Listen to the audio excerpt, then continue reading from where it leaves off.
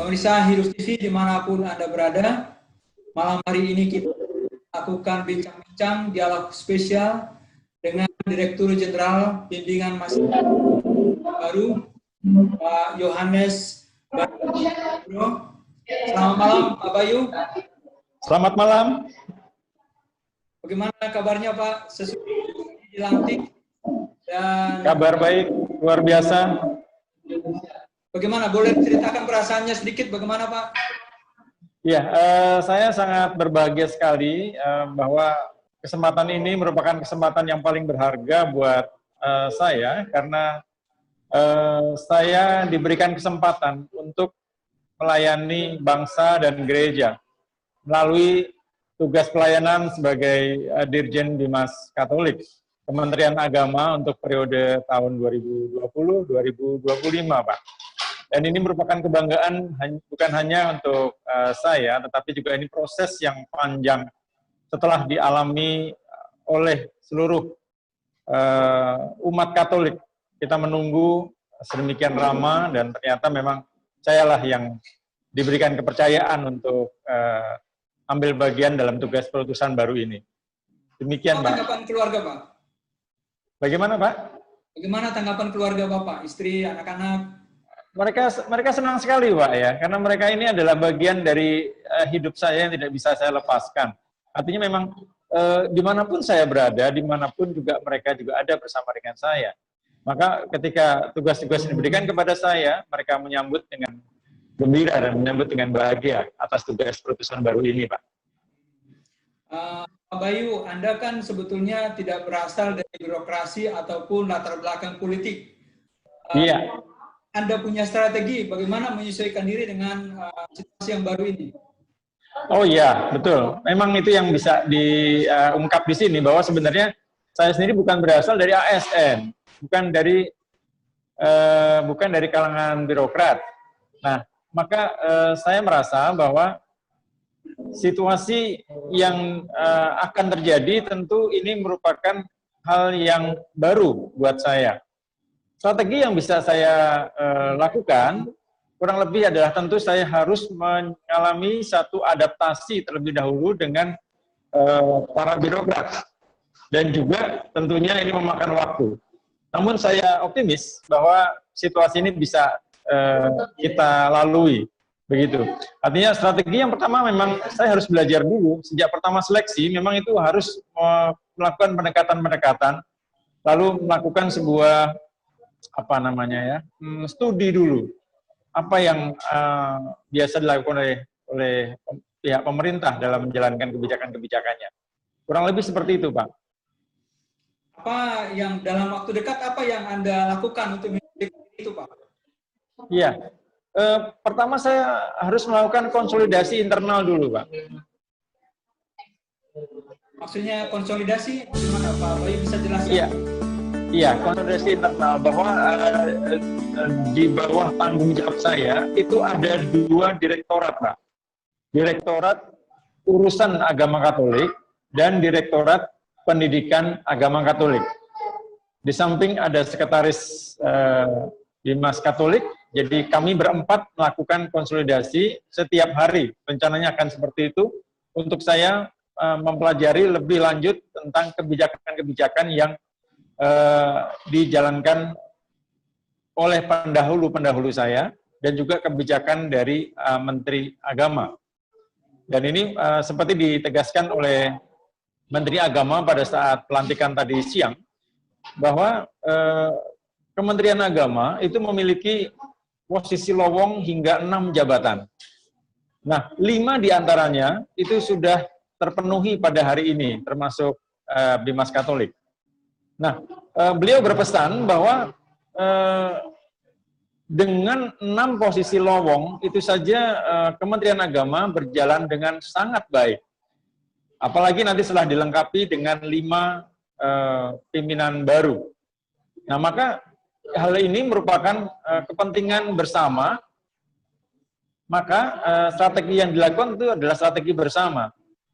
Dan yang utama, Pak, tugas dari Bimas Katolik ini sebenarnya adalah terus mengedepankan atau terus meningkatkan sinergi antara Dirjen Bimas Katolik mewakili pemerintah Republik Indonesia dan Konferensi Wali Gereja yang merupakan representasi dari 37 keuskupan di Indonesia sebagai perwakilan dari umat Katolik.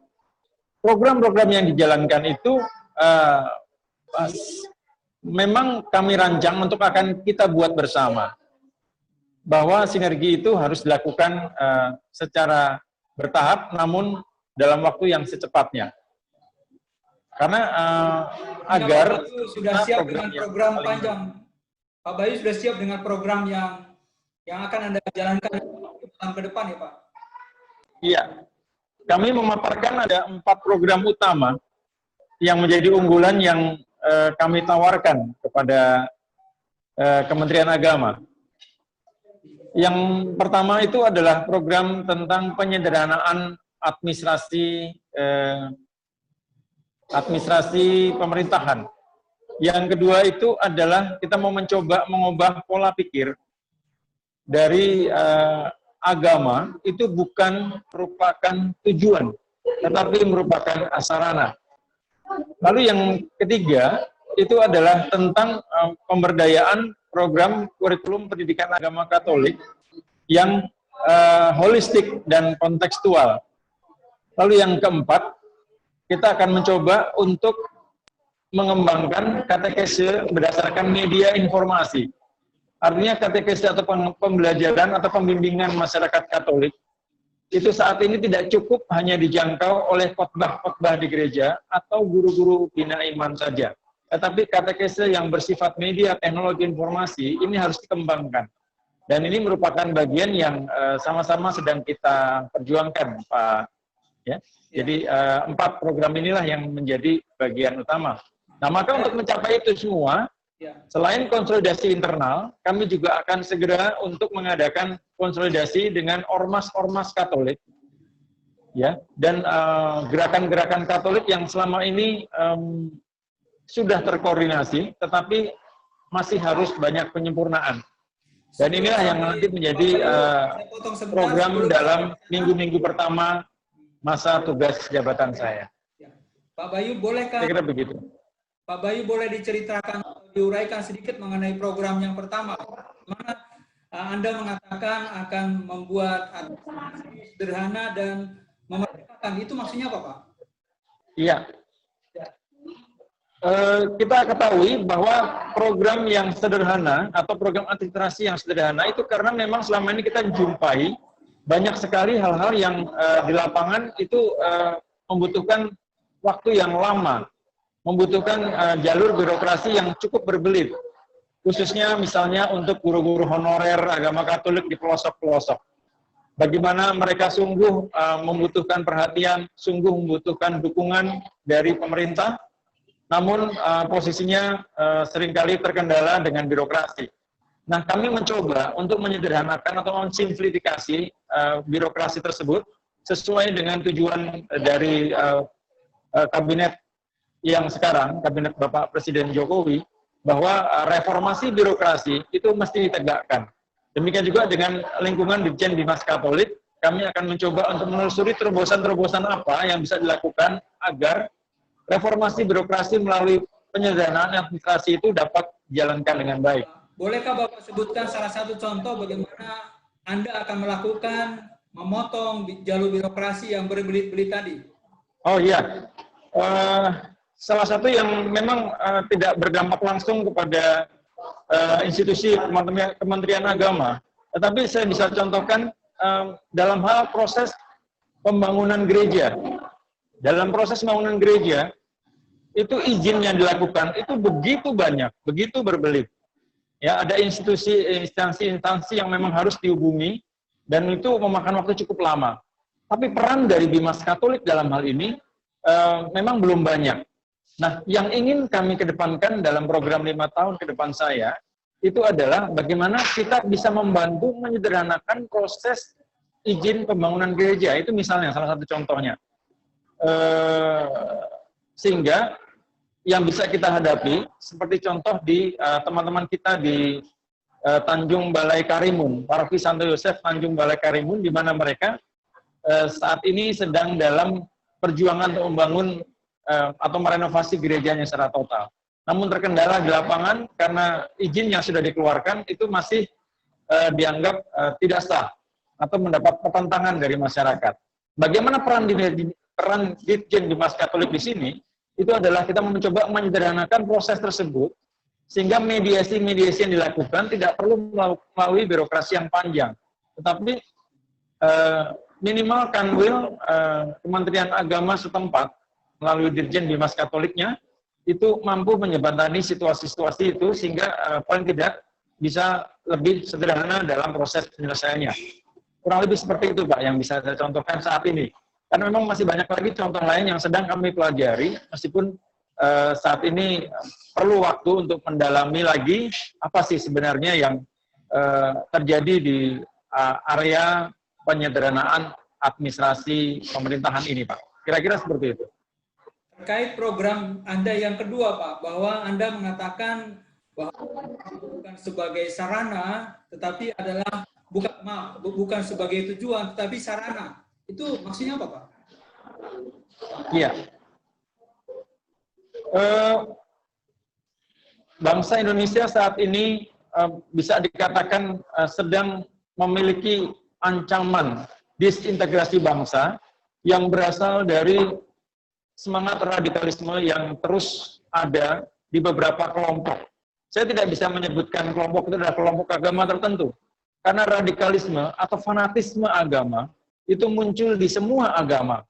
Hanya skupnya saja. Kalau misalnya jumlah penganutnya menjadi besar, itulah yang menjadi semakin besar juga pengaruhnya. Di gereja kita memang ada indikasi semacam itu, bahwa tidak ada keselamatan kalau tidak melalui Allah atau Tuhan Yesus Kristus. Padahal Konsili Vatikan II sudah mereformasi pandangan itu.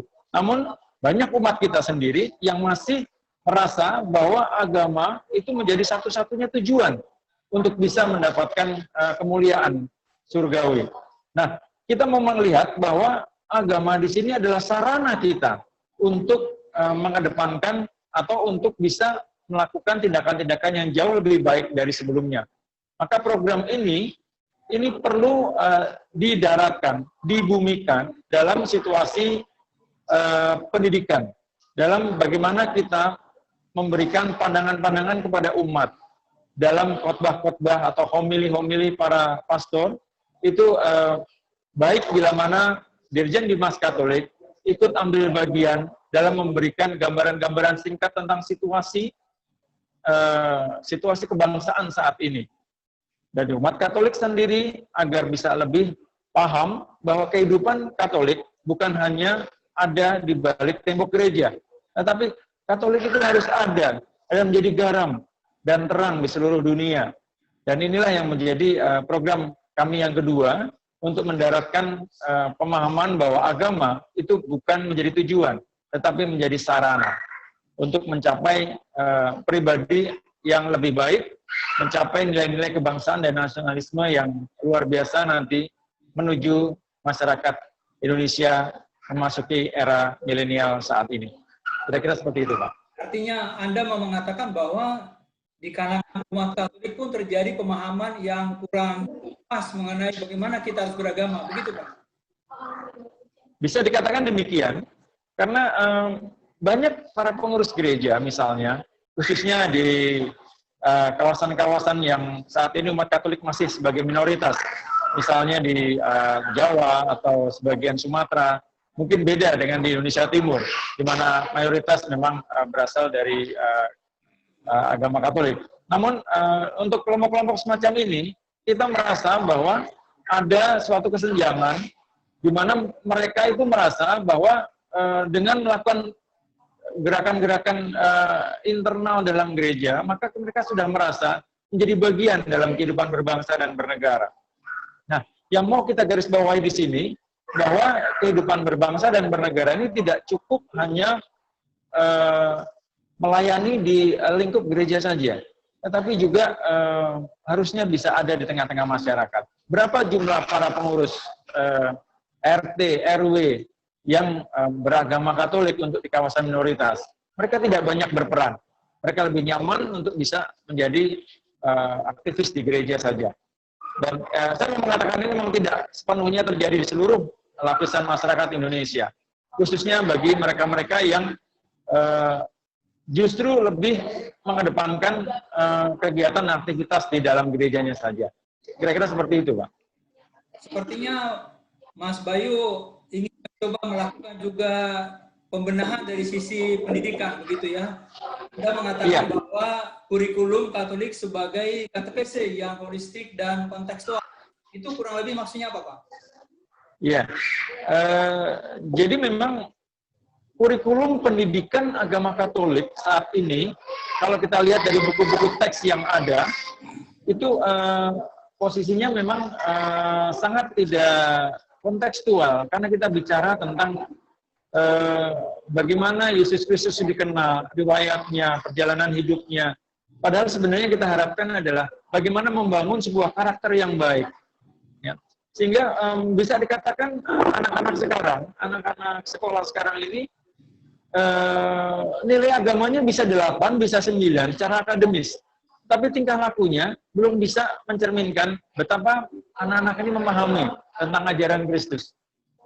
Nah, maka ini yang mau pelan-pelan kita coba reformasi sedikit tentang bagaimana prosesnya, bagaimana proses yang terjadi di pendidikan di sekolah, baik di SD, SMP, maupun SMA. Dan ini kita akan melihat lagi bahan-bahan yang ada di pendidikan, termasuk juga di LPTK, Lembaga Pendidikan Tenaga Keguruan, atau di universitas-universitas, dan juga di seminari-seminari. Nah, untuk khusus program ini, nanti mungkin dari kesempatan yang lebih baik, kita akan coba kupas lebih dalam lagi tentang bagaimana menjalankan proses pendidikan agama yang holistik dan kontekstual. Kurang lebih seperti itu, Pak. Iya. Sebetulnya kalau melihat semacam itu, sepertinya Anda sudah terdorong untuk segera berbuat sesuatu, begitu ya, Pak? Iya, betul.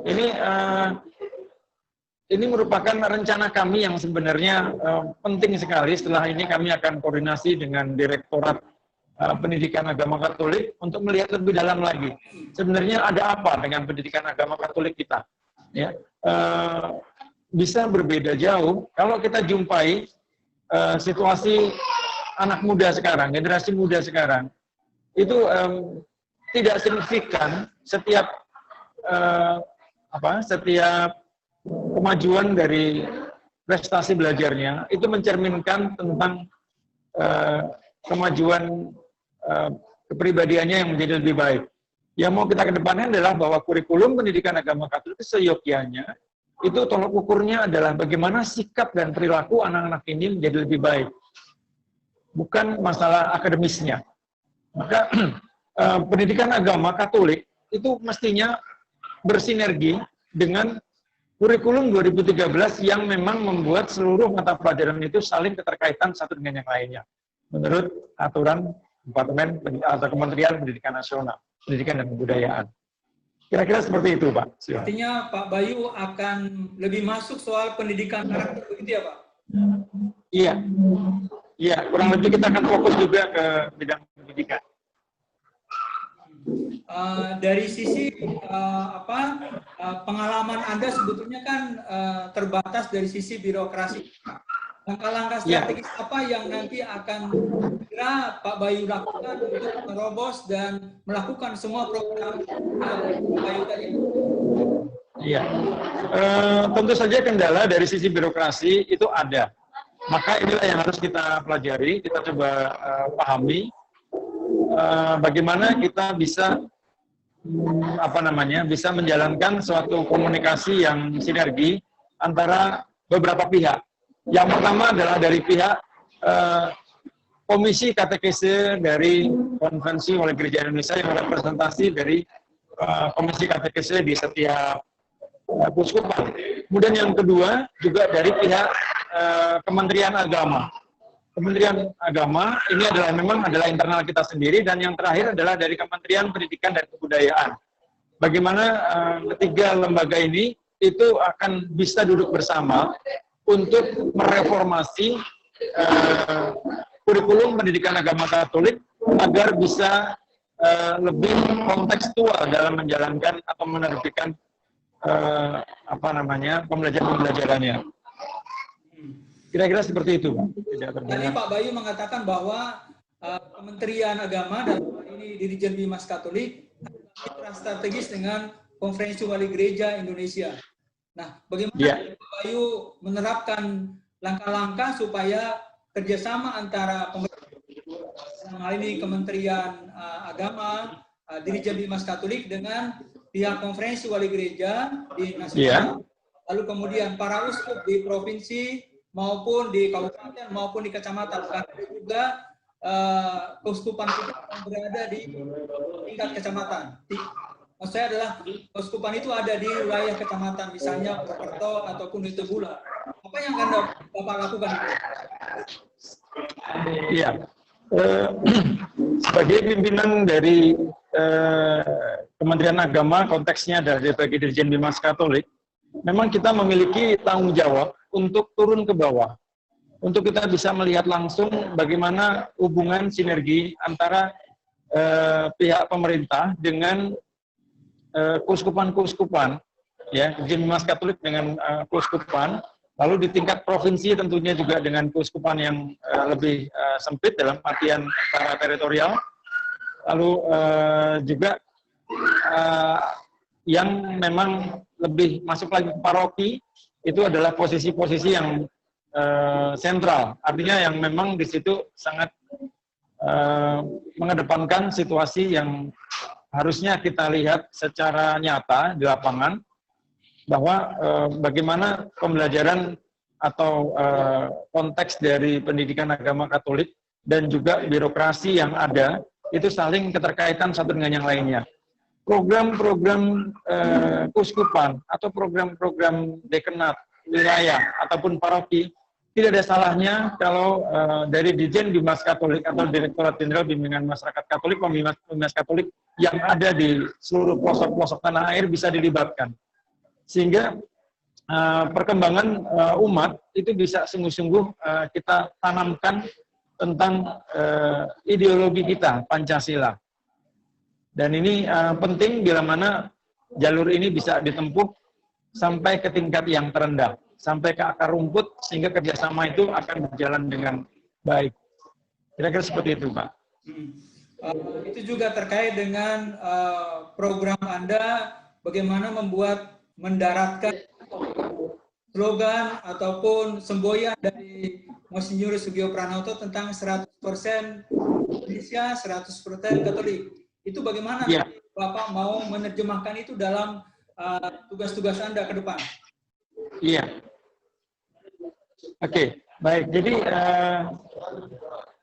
katekese kebangsaan itu adalah suatu yang akan kita coba susun.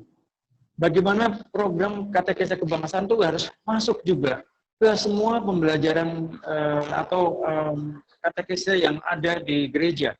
Mulai dari baptis dewasa, sampai mulai dari komuni pertama, kemudian ada juga untuk krisma, mistagogi untuk yang selesai baptis, perkawinan, dan seterusnya.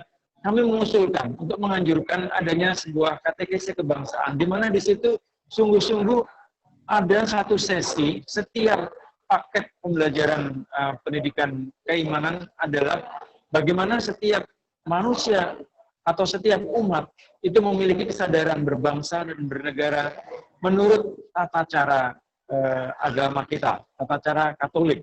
Dan ini penting buat diketahui oleh seluruh umat bahwa ada suatu direktorat bimbingan masyarakat Katolik yang bertanggung jawab untuk memastikan bahwa ideologi Pancasila dan UUD 45 serta tegaknya negara kesatuan Republik Indonesia yang berbineka tunggal ika ini adalah bagian yang harus diperjuangkan dari waktu ke waktu melalui semua media yang ada, termasuk termasuk menjalankan fungsinya sebagai warga negara yang baik. Berasal dari aktivis di Alam Sutra Tangerang Selatan Anda mengembangkan dialog antar umat beragama di sana. Apakah akan Anda juga bawa dalam pekerjaan Anda ke depan?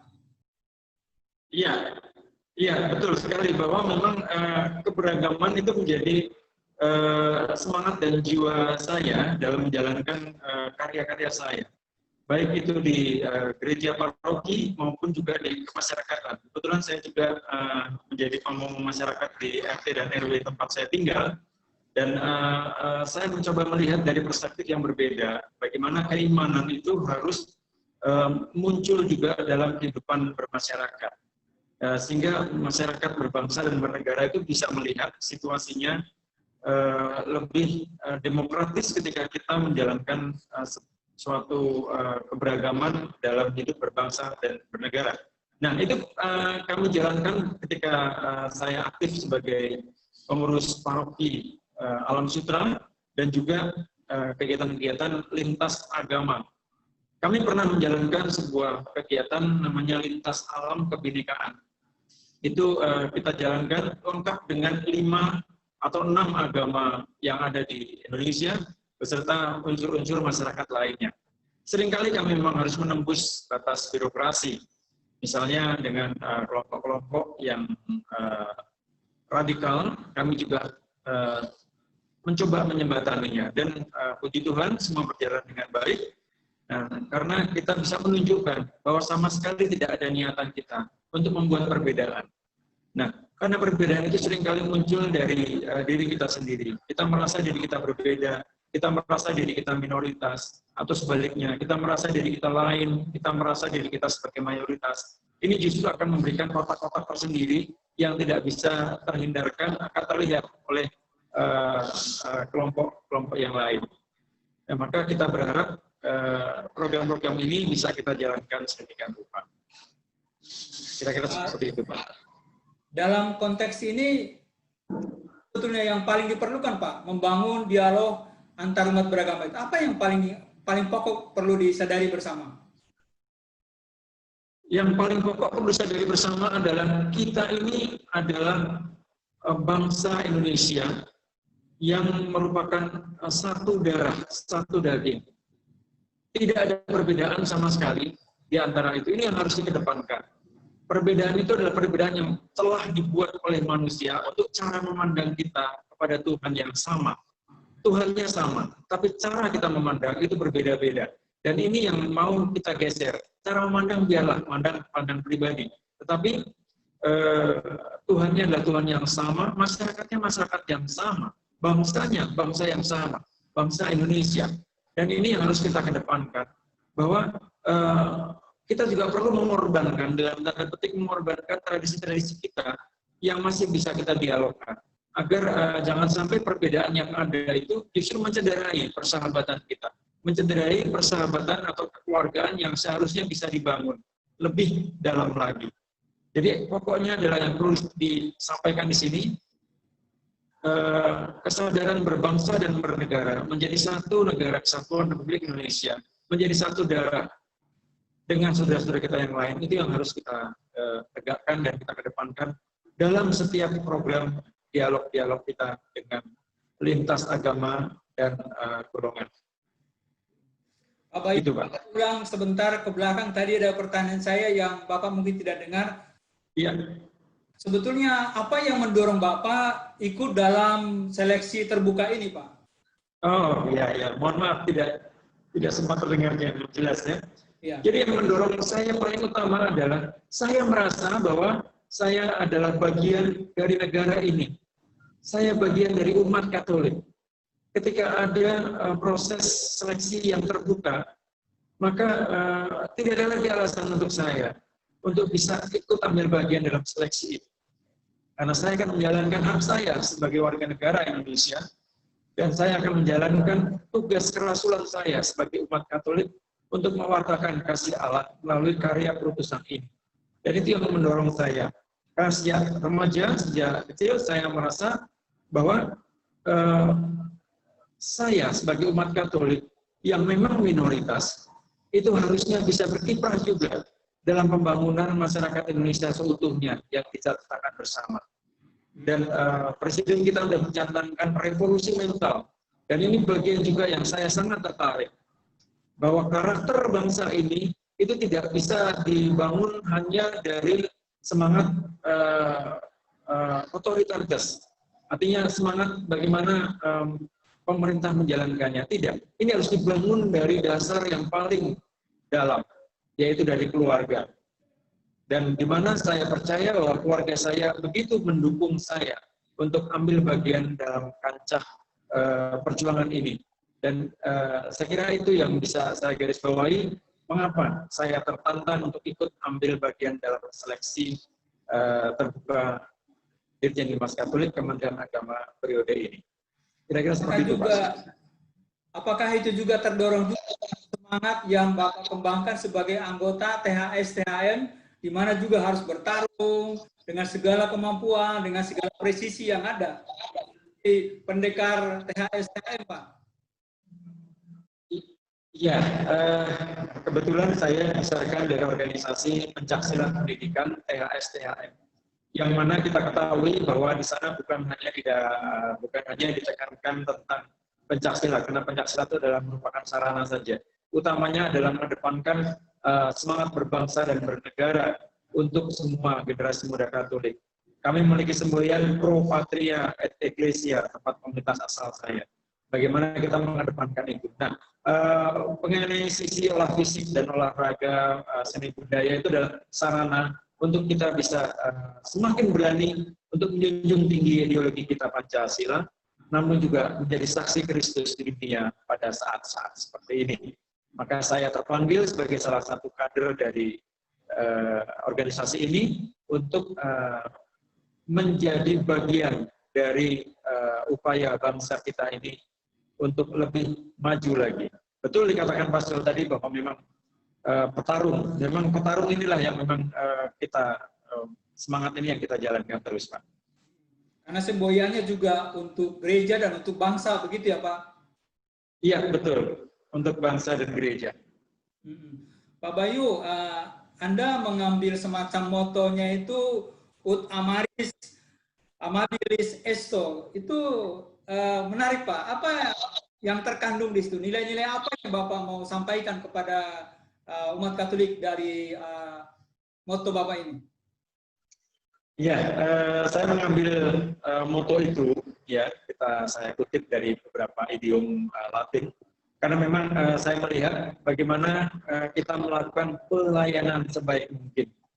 Kalau pelayanan itu tidak berasal dari dasar hati yang dalam, maka rasanya tidak mungkin saya tertantang untuk itu. Maka saya mau mengajak seluruh komponen warga masyarakat, khususnya para umat Katolik dimanapun berada, bahwa marilah kita layani, marilah kita menjadi pelayan yang dengan ramah bisa melayani semua komponen warga masyarakat.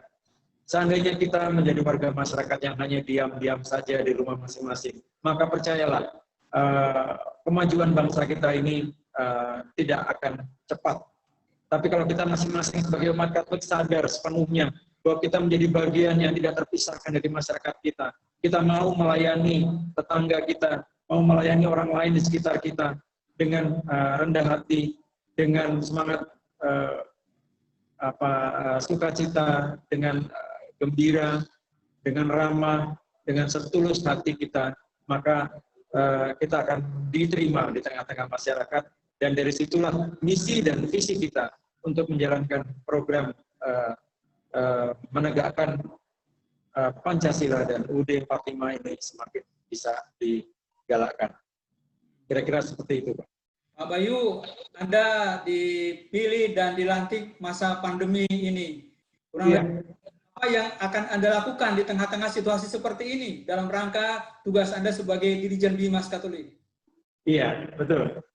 Pasti ini pandangan kami juga sebenarnya bahwa masa pandemi ini sepertinya menjauhkan kita secara fisik. Namun justru di sini kami melihat sebagai rahmat dan karunia bagi kita semua, bangsa Indonesia, dan juga tidak terkecuali Gereja Katolik, bahwa kita memiliki kesempatan untuk memacu diri, untuk berefleksi batin, sedang apa bangsa kita saat ini. Ternyata kita diminta untuk lihat ke dalam sendiri. Dan yang paling utama adalah masuk dalam salah satu program unggulan saya, yaitu KTKC dalam teknologi informasi. Maka dengan adanya ini tentu saja media-media ini menjadi jauh lebih penting dibandingkan kita bertatap muka. Tatap muka ini karena memang kita ada terkendala dengan prosedur protokol kesehatan. Tapi ini tidak menjadi kendala buat kita kalau kita telah membangun jaringan teknologi informasi yang luar biasa luasnya di seluruh pelosok tanah air. Ya, memang ini yang menjadi PR kita bersama, menjadi tugas kita bersama untuk bagaimana proses ini bisa sampai ke pelosok-pelosok tanah air kita. Namun kami percaya, kami yakin dengan kerjasama yang baik berbagai lintas sektoral, termasuk dari mereka-mereka yang memiliki kemampuan teknologi informasi yang memadai, maka persoalan kita di masa pandemi COVID-19 ini bisa diatasi. Terkait dengan orang muda, Pak Bayu, apa yang akan bagaimana kita juga merengkuh orang muda kita yang saat ini juga mengalami macam-macam masalah terkait dengan media sosial. Ini saat ini juga sedang kita hadapi di depan mata kita. Apa yang Anda akan lakukan untuk orang muda kita? Ya, orang muda Katolik itu adalah aset gereja dan juga aset negara. Dan kami percaya bahwa situasi ini menjadi keprihatinan bila mereka ini mengalami degradasi mental, di mana mereka tidak memiliki pegangan, tidak memiliki semangat untuk ikut bersama-sama membangun negeri kita. Nah, maka untuk menyapa kaum muda ini, maka seperti tadi kami sampaikan, konsolidasi ormas-ormas Katolik, PMKRI, pemuda Katolik, juga semua ormas-ormas yang berbasis kaum muda, itu akan kami sapa, akan kami ajak kerjasama untuk melakukan suatu gerakan-gerakan yang lebih mengadakan kegiatan-kegiatan yang lebih banyak diminati oleh anak-anak muda sekarang. Bahwa katekese tidak harus keluar, ajaran-ajaran atau dogma tidak harus keluar dari gereja saja, tetapi juga dari hobi-hobi mereka. Gereja Katolik harus hadir di semua lini. Pemerintah pun juga akan mendukung program-program yang sifatnya membangun kebersamaan antar umat beragama. Jadi tentu saja untuk kaum muda ini menjadi perhatian yang utama bagi kami. Begitu. Dukungan atau harapan Anda, apa yang Pak Bayu harapkan dari umat Katolik yang sekarang menaruh harapan besar pada Anda dalam awal-awal masa jabatan Anda ini? Ya, mari bersama-sama untuk kita menyadari bahwa masa yang lalu bukanlah masa-masa yang buruk. Masa yang lalu adalah masa yang juga sudah cukup baik. Hanya untuk kedepannya kita harus semakin terbuka. Era ini adalah era keterbukaan. Kita jangan terkotak-kotak dengan saya kelompok A, Anda kelompok B, orang itu kelompok C. Tapi kita semua sama-sama menjadi bagian yang tidak terpisahkan. Dalam tubuh kita, kita punya tangan. Kalau tangan ini hilang, maka seluruh tubuh tidak akan pernah berfungsi. Nah, maka harapannya adalah siapa saja umat Katolik Indonesia harus sadar sepenuhnya bahwa kehadirannya sangat dibutuhkan oleh bangsa kita ini untuk menjadi bagian dari pembangunan mental dan karakter bangsa kita ini. Kira-kira seperti itu. Baik, Pak Bayu, terima kasih banyak atas bincang-bincang kita pada malam hari ini. Selamat bertugas untuk Anda. Ya. Sukses selalu dalam melayani umat Katolik di seluruh Indonesia. Selamat. Ya. Ya, terima kasih Pak. Selamat malam dan semoga sukses kita semua. Dan salam buat tim dari Hidup dan Tuhan memberkati. Amin. Selamat malam Pak. Ya, selamat malam Pak.